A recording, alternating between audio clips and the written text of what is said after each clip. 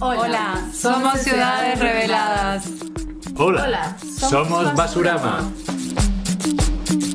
Y esto es Otras Maneras de Investigar. Un podcast de la red Contested Territories, dedicado a pensar juntos Metodologías experimentales de investigación territorial. Charlamos con gente que investiga la ciudad y el territorio, utilizando casi cualquier manera de mirar el mundo, para tratar de encontrar aquellos que solemos pasar por alto.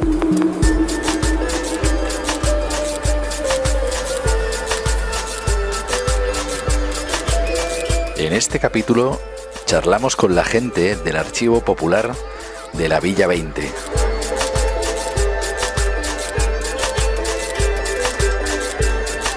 Nos preguntamos cómo investigar un territorio a partir de las memorias que guarda cada cual en su casa.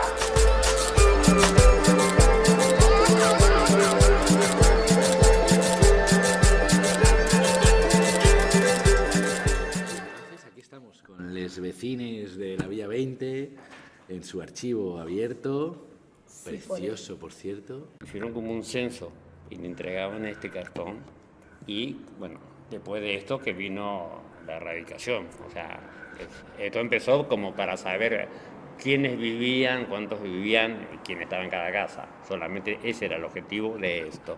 Para contar muertos. Sí, porque después venía y te decía, usted se tiene que ir. No te preguntaban si vos querías, si te parecía bien, no, vos te tenés que irte, ya está. Sí, vino la topadora y lo sacaron todos. Sí. Pero entonces ustedes vivieron ese proceso de erradicación de villas. Sí. ¿Y cómo fue aquí en la Villa 20? Yo todo lo que vi, para mí, ¿no? Porque, o sea, yo soy de la provincia de Jujuy. Y a mí me trajeron de chiquito. Yo cuando empecé a caminar, aprendí a caminar acá. Sí. Y ver a mis vecinos de toda mi vida, incluso mi papá era uno de los albañiles que ayudaba a todo el mundo.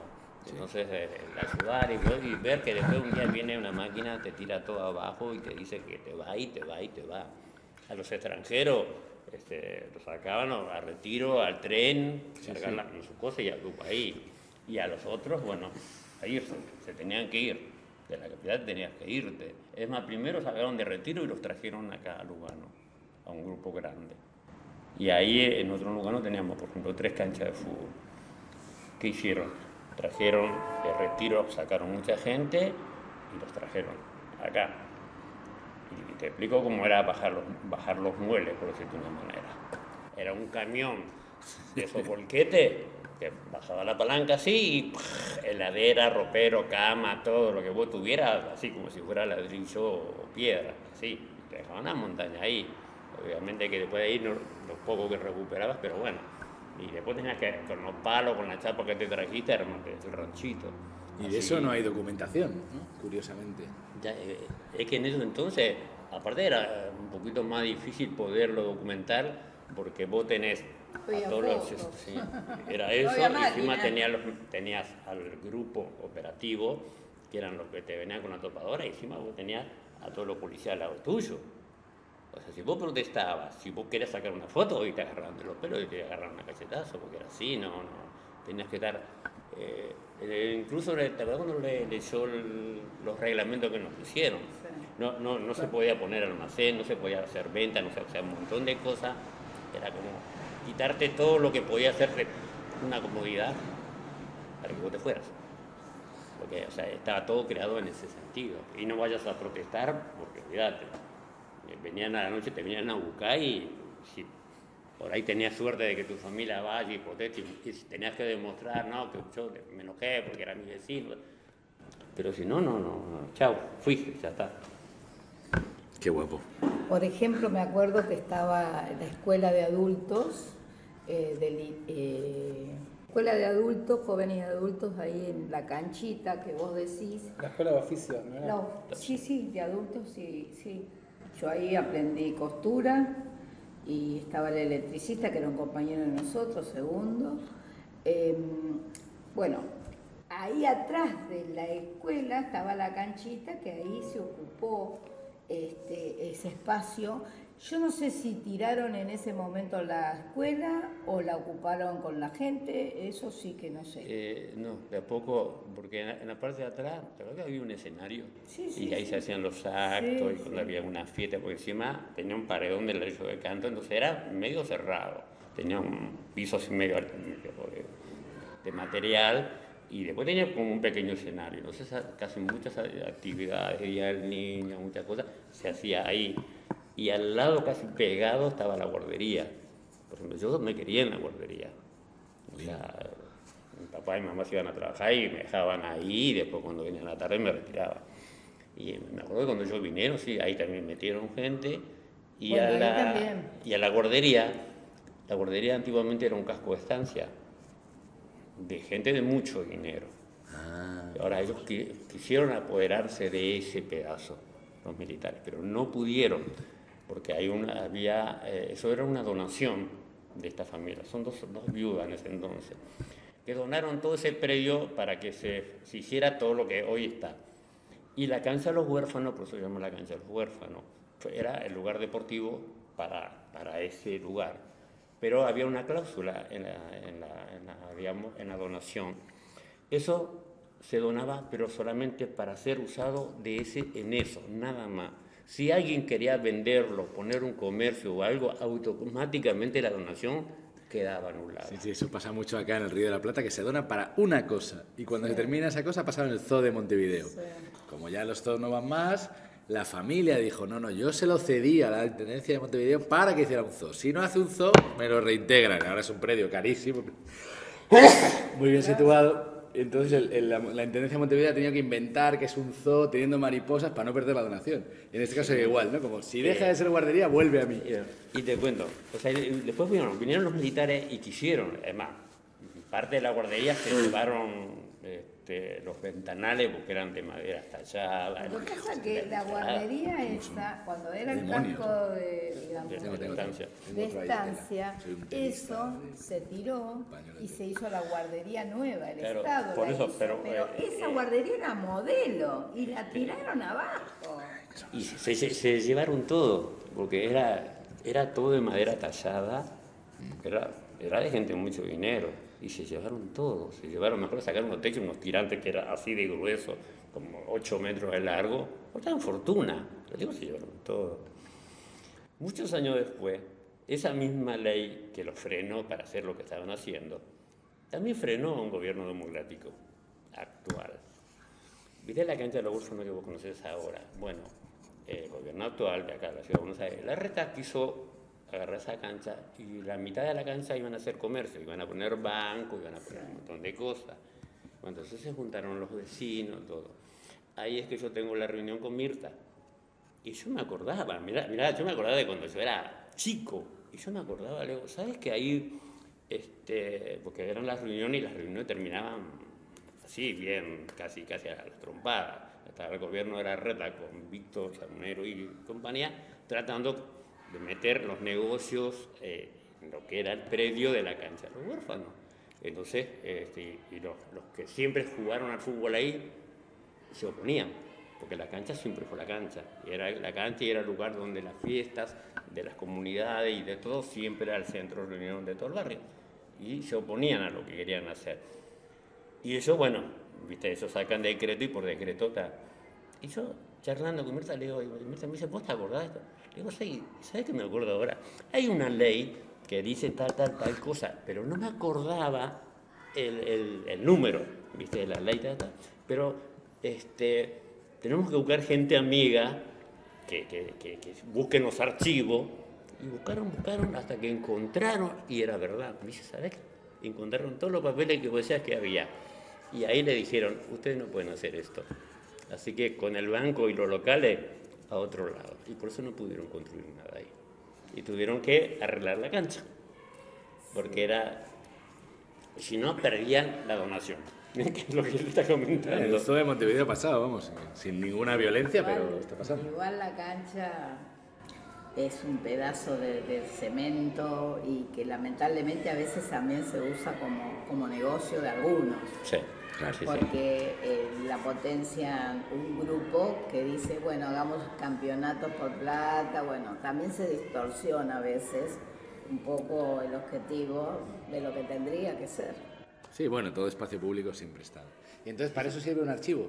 Sirve un archivo para, como dice mi madre, el que guarda encuentra. Claro. ¿O para qué sirve un archivo en la villa? Y lo que dice, mira, yendo un poco a lo que ella dice, no me dice solo como el tiempo que van cambiando la esencia, porque quien defendió, y a quien yo le cuento de esto, es Mirta Cunini, es la mamá de los que hoy manejan eso como negocio propio. O sea, decir, como los padres hicieron esto para que suceda esta cosa y ahora lo otro está convirtiendo en un negocio privado. Ahora, si vos querés hacer algo en la cancha, le tenés que pagar a ellos, pues si no, no te dejan usarlo. Sí, es terrible. Esas cosas, esas avivadas, ¿viste? Está buena la pregunta que hizo recién Alberto, ¿para qué sirve un archivo en la villa? Y bueno, Mirta es un ejemplo. Yo recién justo busqué un testimonio de Mirta, que lamentablemente falleció el año pasado por COVID, y lo quería leer. Es sobre una foto de 1980 en la que ella mirándola, una foto de Miguel Ángel Sarapura, otro vecino, y ella mirándola dijo, ahí al fondo se ve la escuelita de oficios para adultos y una parte de mi casa, donde vivía con mi mamá, que era no vidente. Y bueno, Mirta la super recordamos porque muchas de las fotos que tenemos acá las guardó ella, las guardó muchos años, fotos y documentos. El permiso de la policía también de Ángel Sarapura, ¿no? Este es de Sarapura y este es de Mirta, que el otro está colgado por algún lado. Jurado. Sí. Mirta Jurado, sí.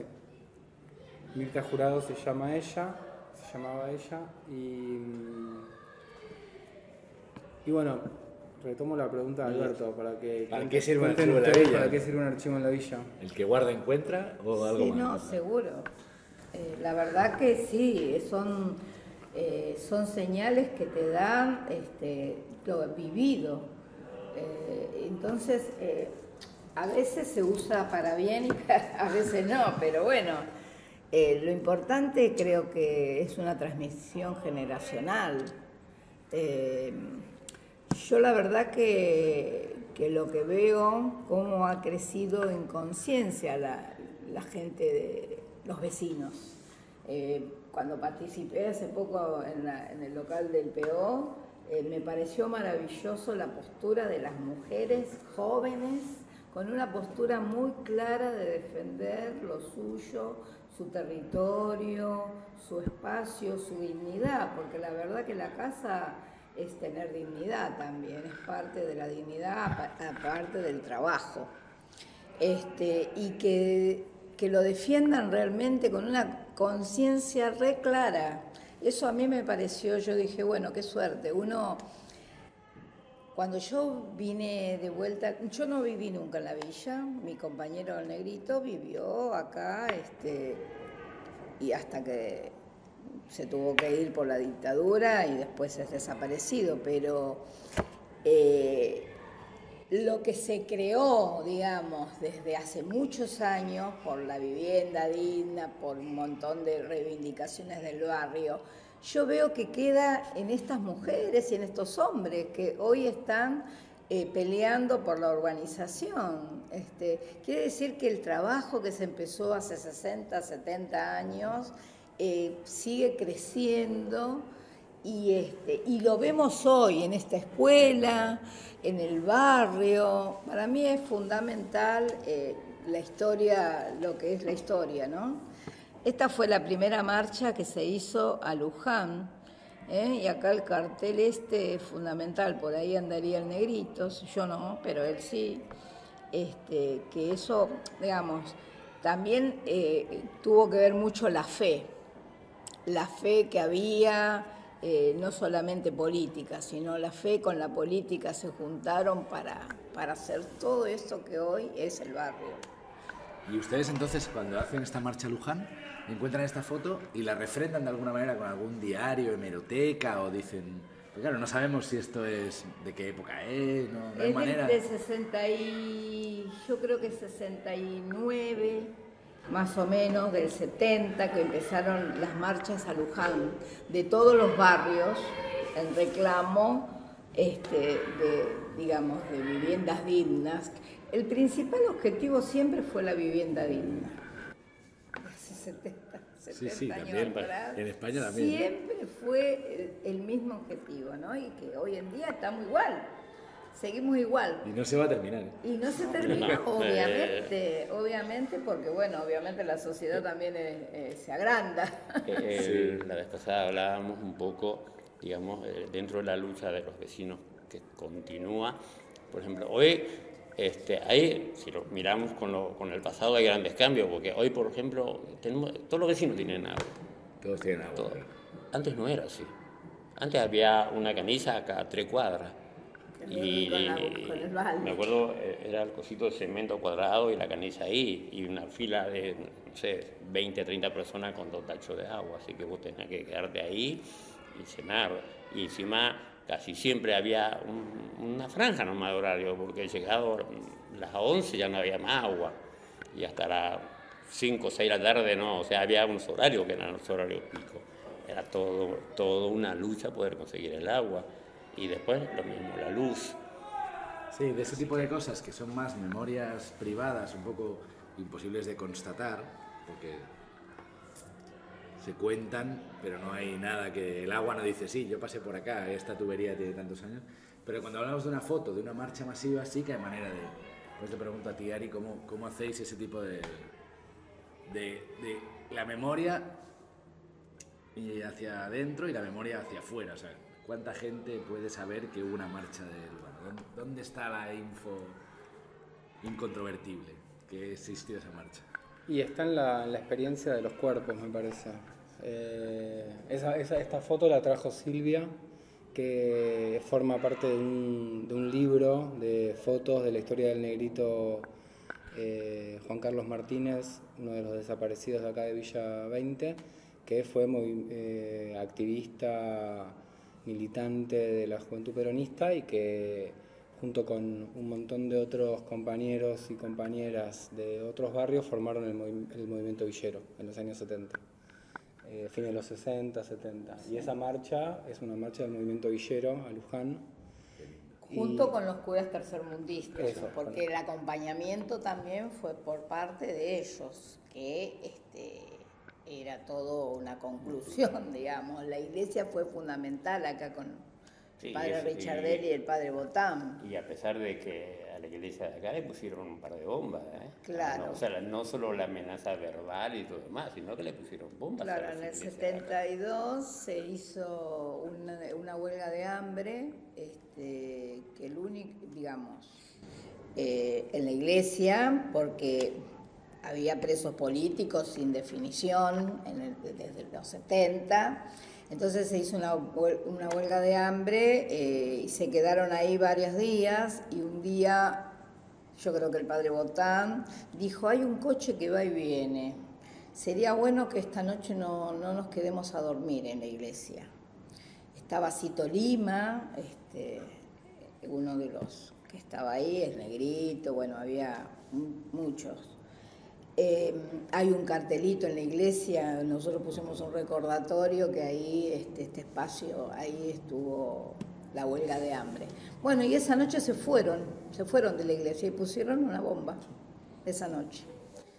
Por suerte no había nadie, creo que, no sé si no estaba el perro, pero bueno, no me acuerdo, eso no lo quiero ni pensar.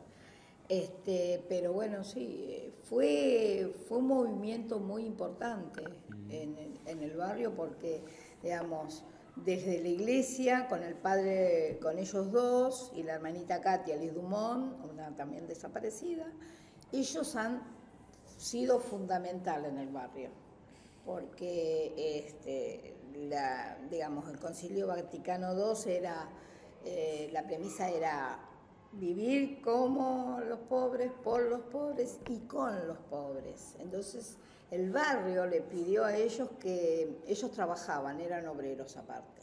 Entonces, el barrio les dijo que se queden en la iglesia a poder como evangelizar, ¿no es cierto? Que hagan misa, casamiento, todo, bautismo, y que se queden ahí a sostener a la gente. Entonces la gente le pidió y ellos se quedaron, no fueron más a trabajar, entonces se quedaron en el barrio y así empezó a crecer todo organizado con diferentes referentes del barrio. Estaba la guardería, que decís que era muy chica, que después esa guardería, en la época de Cámpora, ya se hizo una guardería grande, hermosa, igual que el centro de salud que estaba enfrente, que los psicólogos, los médicos, los pediatras venían del Piñeiro a hacer digamos, a bancar sin sueldo la atención a los vecinos. Y así estuvieron mucho tiempo hasta que se pudieron blanquear y poder empezar a armar el centro de salud. Fueron 3 lugares estratégicos para que la gente estuviera organizada. Bueno, y así empezó a crecer todo, de ahí en más.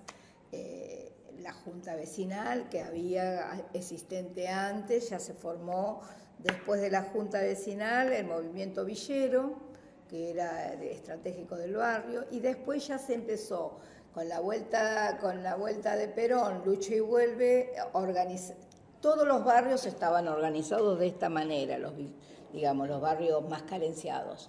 Entonces después se hizo el movimiento villero peronista, porque ya era un compromiso político, en la cual estaba Carlos Mujica, que después con el gobierno de Cámpora fue secretario de López Rega en el Ministerio de Bienestar Social.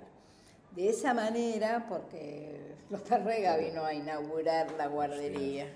La guardería y el puente también, porque nosotros bajábamos, el puente no estaba el de Miraya, bajábamos por la vía, se cruzaba y tenías que ir la escalerita que era de tierra, el día que había barro te la regalo. No podía pasar por ahí. Hacías 2 escalones y ya estabas allá abajo. Era una odisea eso. Bueno.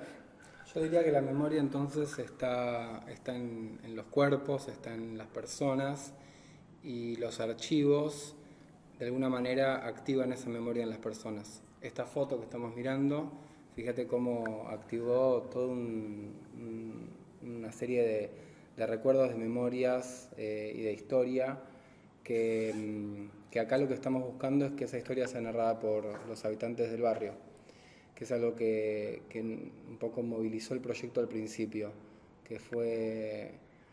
nos pusimos, antes de empezar el proyecto nos pusimos a leer sobre la historia de las villas en la ciudad de Buenos Aires y veíamos que toda la documentación que existía provenía de estudios de la Universidad de Buenos Aires vinculada a las carreras de historia, de antropología, y que había pocos relatos de habitantes del barrio, que la historia del barrio, de los barrios no estaba contada por las personas que vivían en el barrio.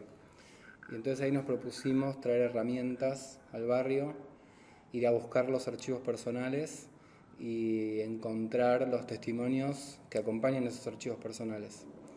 Y lo que hicimos fue traer un escáner y hacer una digitalización de esos archivos y después devolverle los archivos a las personas, porque nos parece que las personas son las que le dan sentido a esos documentos, a esos objetos, que no tenemos por qué nosotros guardar esos objetos, sino que esos objetos tienen sentido en la caja de zapatos de cada vecino, cada vecina.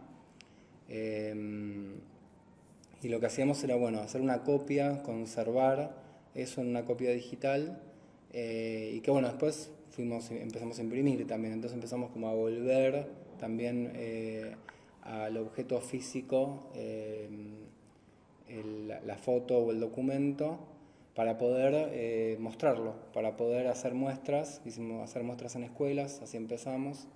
Hicimos primero una muestra en la escuela secundaria de Pola, después otra segunda muestra que le hicimos en esta escuela, que ahora estamos con un espacio fijo, y también hicimos una actividad en la norma Colombato.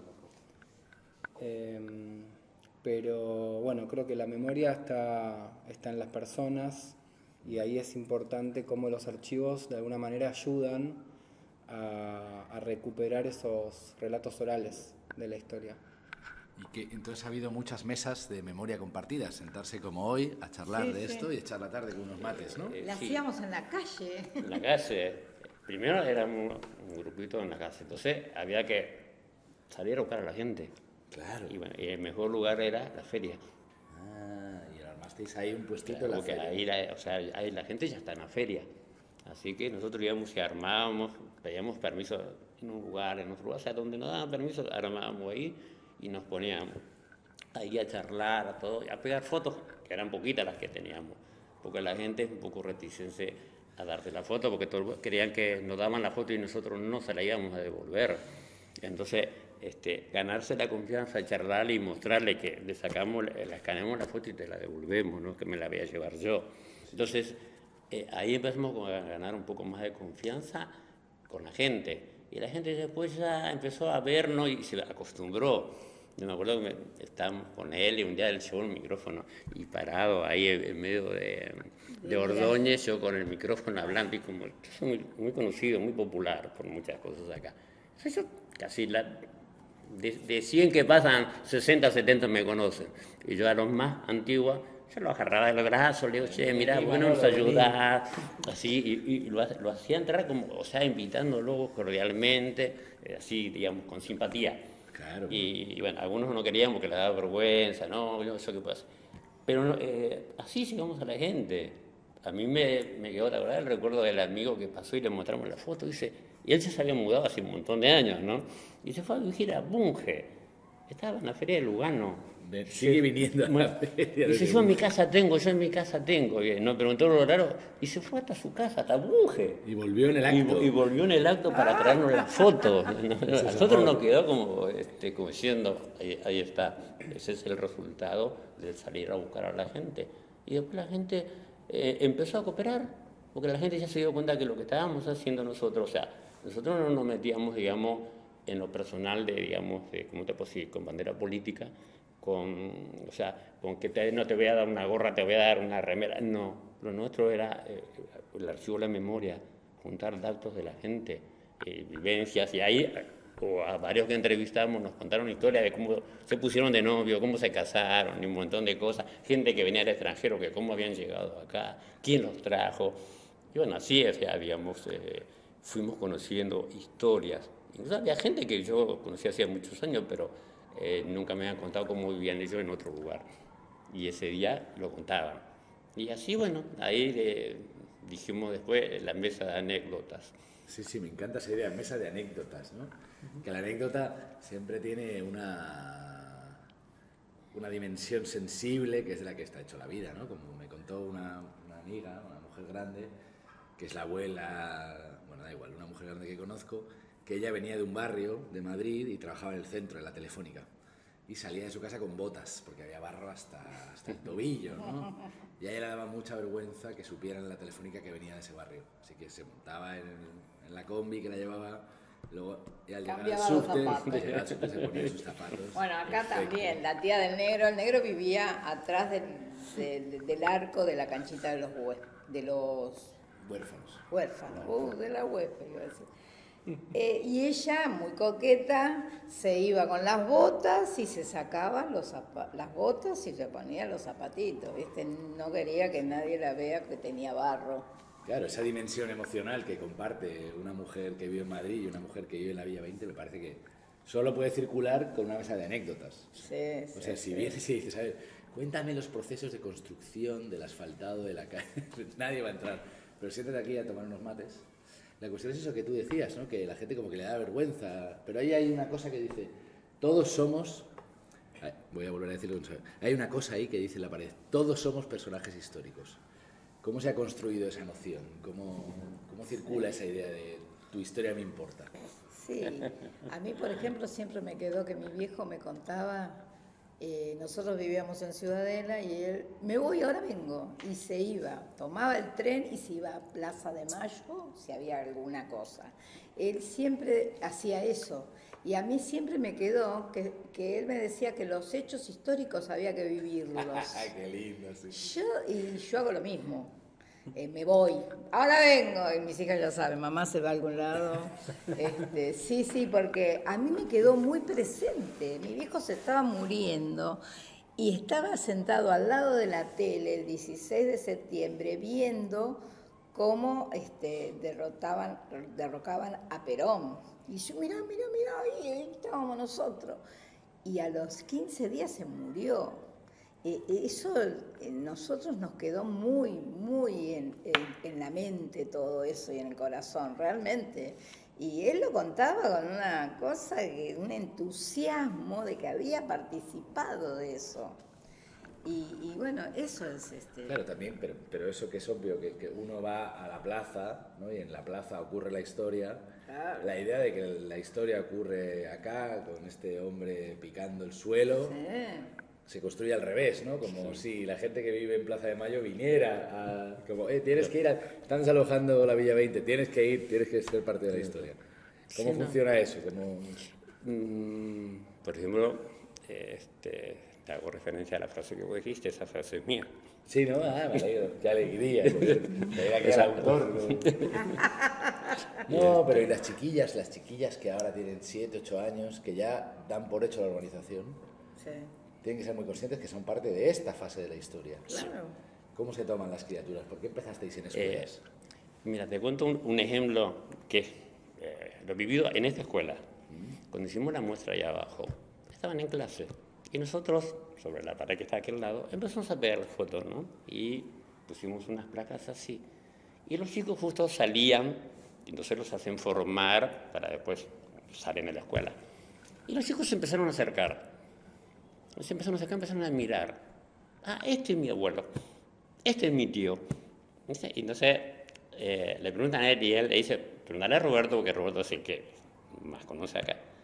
Cuando nos quisimos dar cuenta, ya los chicos que estaban formados allá estaban acá, mirando todo. Y la maestra mirándonos a nosotros, porque era como que le habíamos robado a todos los chicos, que todos venían a ver acá, porque uno dijo, mira, acá está mi tío, acá está mi papá. Y empezaron a ver, entonces ya es como que el otro escuchaba y quería venir a ver, y se encontraba con que también veía que había de su familia.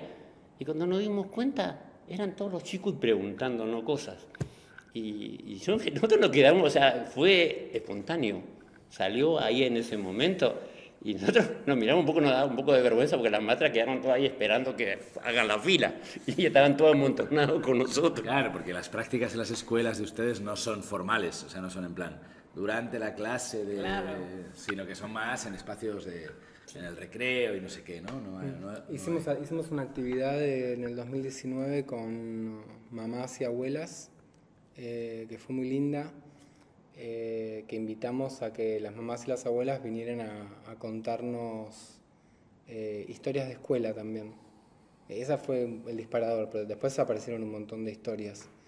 Y un poco era como tratar de conectar como la historia, como las historias que tienen para contarles los más grandes a los más chiques, como esta idea de que los más grandes tienen la responsabilidad de contarle a los más chicas. Y que a veces pasa que eligen no contar o eligen callar. A mí, cuento una historia personal mía, ¿no? Yo todos los fines de semana con mis viejes pasábamos por la ex ESMA y a mí me llamaba mucho la atención ver soldados. Y cuando era muy chiquita, ¿no? Y les preguntaba, ¿qué hacen? ¿Por qué hay soldados ahí? Mis papás no se animaban a contarme todavía, porque era chica. Y pasaron varios años hasta que mis hermanas empezaron a ir a la secundaria, mis hermanas son más grandes, y cuando mis hermanas en la secundaria empezaron a hablar de dictadura, recién ahí mis papás se animaron a hablar con nosotros. No se animaban a contarnos de la dictadura hasta que tuvimos cierta edad. Y eso ese recuerdo a mí me dispara esta necesidad que tenemos de narrar a las más chicas, de narrar a las hijas, de no callar, de no esperar, de no decir, de esta cosa de no tienen que ser más grandes para poder saber que acá hubo un Estado que desapareció personas. Entonces ahí hay como algo que nos interesa de poder generar herramientas de transmisión de la memoria entre grandes y más viejes y adultos. Aparte, los chicos te preguntan, le contestás y se terminó. O podés charlarlo, pero no como una curiosidad de decir ¿por qué no me cuentan? ¿O qué es eso? ¿O lo escuchó en otro lado? ¿Viste? Es como que vos concluís en una conversación de un ida y vuelta y lo comprenden totalmente. Yo me acuerdo que tengo 5 nietos postizos y uno real que nació hace 6 meses casi. Entonces, mis nietos postizos, el más grande que hoy tiene 12 años, a los 3 años en Salita yo era la auxiliar de portería en un jardín y él vino a ese jardín. Entonces la maestra de Salita de 3 me dice, che Silvia, a mí el nene me está contando que vos tenías un novio desaparecido. ¿Y es cierto eso? El nene la tenía re clara con 3 años, le contó la historia a todo el mundo en la salita, la maestra decía, no puede ser. Y él lo contaba con total naturalidad lo que le había pasado al novio de la abuela. Bien, está bien que lo sepa, está bien que lo sepa. Y iba a la ESMA y estaba como en su casa, digamos, corría, venía, y nunca más es cuestión de decir... Él lo transmitía a los otros, después lo empezó a transmitir a los otros hermanos también. Pero no es que es un tabú, no se habla que miedo, que voy a tener miedo, que no va a dormir de noche, porque a veces te decían eso, no me cuentes porque no van a dormir de noche. Los pibes la tienen re clara, por suerte, ¿no? Sí, para mí fue mucho más traumático que eligieran no contarme y esa, Claro. como esa intriga, ese no saber, que si me hubieran dicho seguramente. Sí. Y después otra cuestión que tiene que ver con elegir las escuelas para trabajar, tiene que ver con integrar la historia del barrio, la historia en realidad, y la memoria al presente, porque nos parecía que les niñas, les adolescentes nos podían ayudar a poner en presente estas imágenes, ¿no?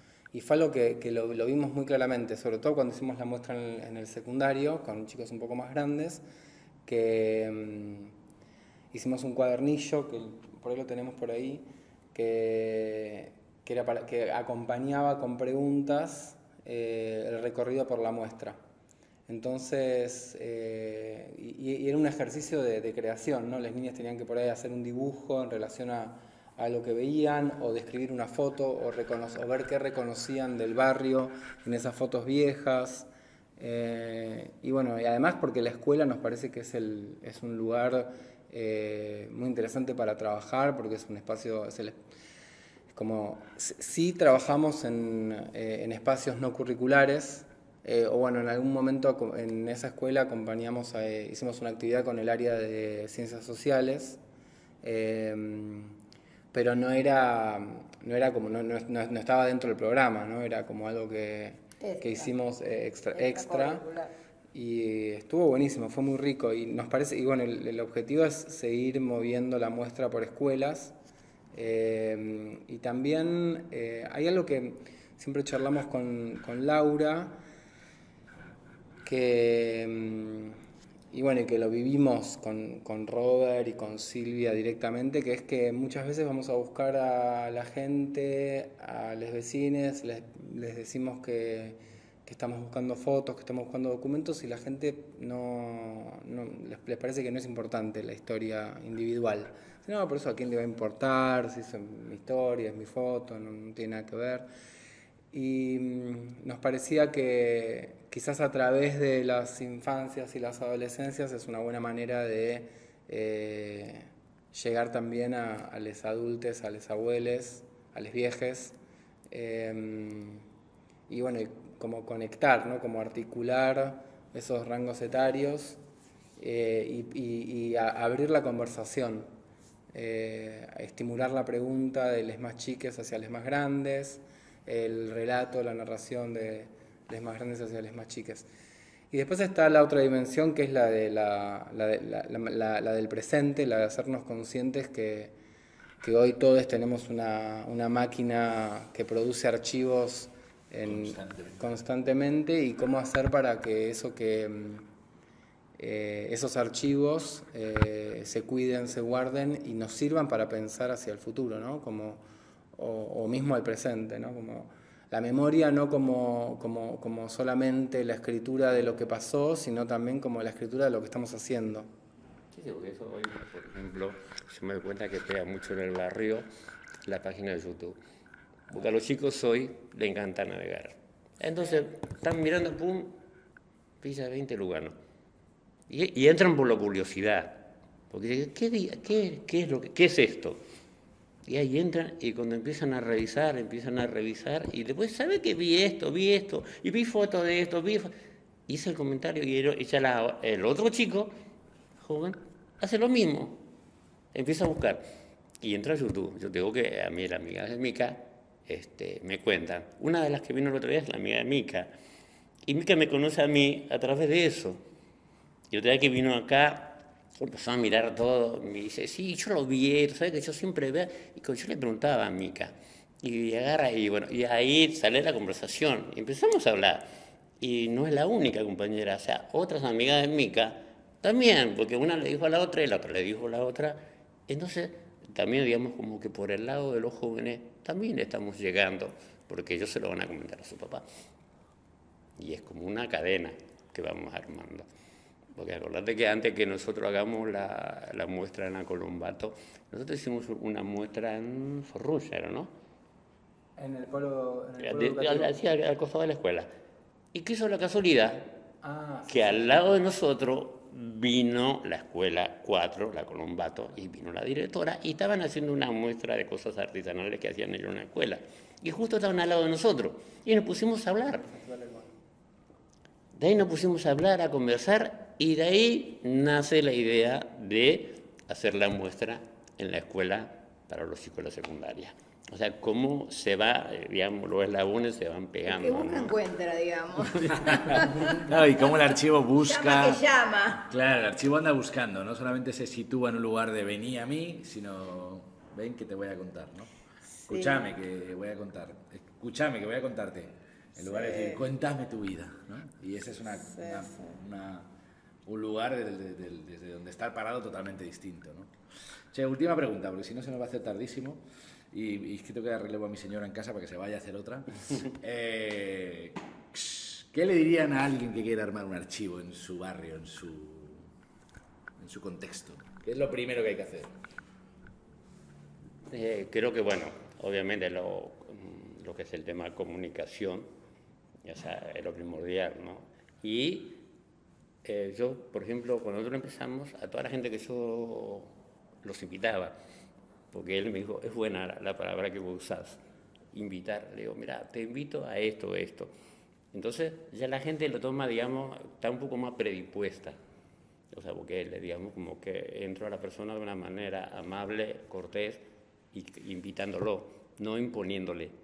Y eso fue bien recibido por la gente, porque ya incluso a veces la invitación también como que te fuerza un poquito como a aceptar, porque te están invitando, no te están empujando a entrar. Entonces, eso nos ayudó un montón. Y después, a medida que vas juntando algo, ponérselo en un lugar donde lo vea, como para que venga y vea que lo que contribuyó está ahí. Y el boca en boca es importante. A nosotros acá el boca en boca nos ayudó un montón. Lo que nos perjudicó un poco fue el tema, bueno, de la cuarentena con la pandemia. Ahí nos frenó cuando nosotros estábamos en plena expansión, porque ahí no tocaba ver, teníamos más fotos, más gente nos conocía, pero bueno, ahí, y después nos costó un poquito volver a retomar todo eso, porque después había que volver a buscar los vínculos con las personas. Bueno, eso también te lleva un poco de paciencia, pero yo creo que lo más importante es hacer un trabajo y mostrarle cómo va avanzando el trabajo. No esperar, no sé, un año para mostrar el final, no. Mostrárselo, tenés 10 fotos, bueno, las 10 fotos mostrarlas. Y la gente como que va a ver algo ahí, una solidez de lo que estás construyendo y va a cooperar. Obviamente siempre vas a encontrar que los hay en todos lados, pero hay mucha gente que sí, que mucha gente que quiere llegar, y capaz que antes jamás tuvo la oportunidad y ahora la tiene. Sí, y lo ahora quiere ser importante protagonista. también es ser protagonista, ¿no? Que decirle al otro que sea protagonista de su propia historia, digamos, porque todos tenemos una historia, contarla, digamos, porque ya te estigmatizan desde otros lugares. Entonces, ser protagonista acá no es en vano. Yo siempre tomo que tienen un valor espectacular porque tenés un valor de lucha, de esperanza de que vas a hacer algo concreto. La casa, el agua, la luz, todo fue con alegría, con esperanza y con lucha. Y junto al otro, ¿no? Me acuerdo que el Negrito, por ejemplo, cuando había campañas de vacunación, había mucha comunidad boliviana y hablaban en Maimara, y él, aunque no hablara, y iba y se comunicaba de cualquier manera para que la gente vaya a vacunar a los pibes. Entonces, uno tiene que estar convencido de lo que hace. La transmisión tiene que ser con entusiasmo, con alegría, con, digamos, que el otro sea protagonista porque es importante, ¿no? Y para ello hay que como no desechar nada, ¿no? No, esta foto no me interesa. No. Todo, agarrarlo todo, ¿no? Así es. Total, sí, totalmente. No, es como un archivo sin fin. Roberto en un audio que es muy lindo en el que comenta que es la memoria popular o que es la memoria del barrio, dice algo así, como que esto no tiene fin, que es una máquina que no se apaga. Y yo quería agregar algo que me parece también muy importante para un poco en relación a tu pregunta de qué recomendación, por dónde empezar. Me parece que, bueno, es muy importante eso que dijo Roberto, apenas empezás encontrás un material, un testimonio, una foto, eso empezar a mostrarlo, a ponerlo en la calle, a ponerlo en el espacio público, ¿no? Como poner las imágenes en el espacio público me parece que fue una herramienta muy, muy importante para activar la curiosidad de los vecinos y las vecinas del barrio, y por otro lado activar la dimensión de la escucha y la paciencia, que me parece que son fundamentales, y nada, estar ahí también, ¿no? Como estar ahí y salir a buscar. Me acuerdo que con Roberto fuimos a tocar la puerta, no sé, a 10 personas, y de esas 10 personas vino una. Claro. Y a la otra semana íbamos, le tocábamos la puerta a otras y venía una también. O por ahí un día no venía nadie.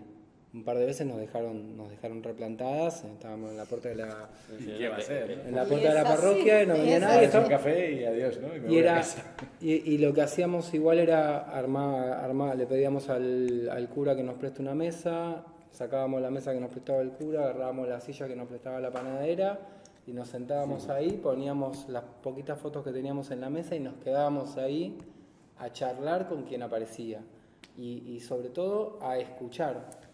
Que me parece que esa dimensión de la escucha es re importante para habilitar o para como de alguna manera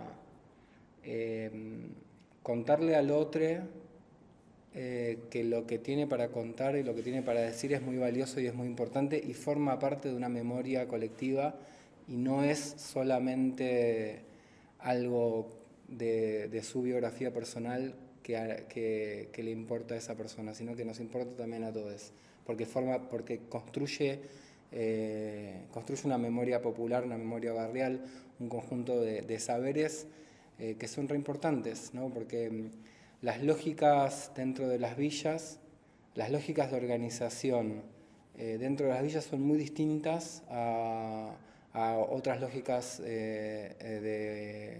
urbanas. Acá el apoyo mutuo, el apoyo entre los vecinos se dimensiona de una manera que donde yo vivo no ocurre. Yo no sé quién vive al lado mío. O sea, ni siquiera conozco a la persona que vive en el mismo edificio que yo, más o menos. Pero a quien vive al lado ya no lo conozco. A quien vive enfrente no la conozco.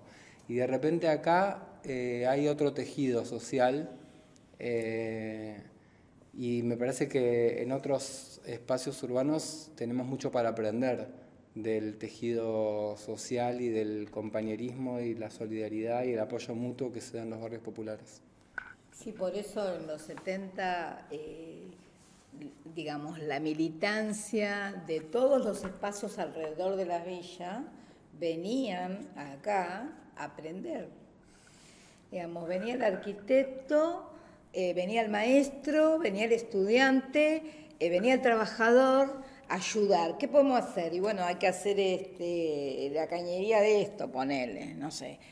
Y proyectaban, y de paso el vínculo, ¿no? El vínculo con el vecino, las relaciones, era eso. Y yo siempre digo que las villas han sido los semilleros de militancia, totalmente.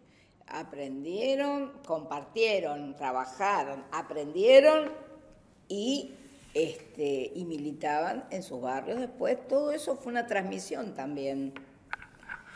Muy Gracias. importante. Gracias, señores, señoras, caballeros, caballeres. Gracias. Gracias a vos.